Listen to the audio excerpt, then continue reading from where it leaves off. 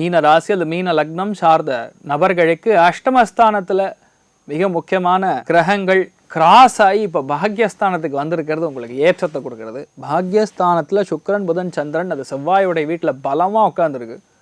பூர்வீக சொத்துக்கள், நிலபலன்கள், வெளியூர் பிரயாணம் எல்லா விஷயங்களும் செட்ரைட் ஆகிடும். எந்த கவலையுமே கிடையாது.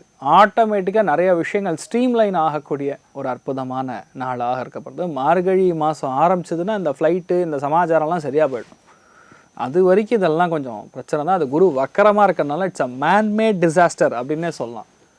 மனிதனால் பிளான் பண்ணி சேர்ந்துருக்கக்கூடிய விஷயமா இருக்காது. வக்கரத்தில் குரு இருக்கும்போது வன்மத்தினால் பிளான் பண்ணி கன்ஸ்பிரசிங்கிற மாதிரிலாம் விஷயங்கள்லாம் வார்த்தைகள்லாம் யூஸ் பண்ணலாம். ஏன்னா ஜாதகம் தப்பு சொல்லாது.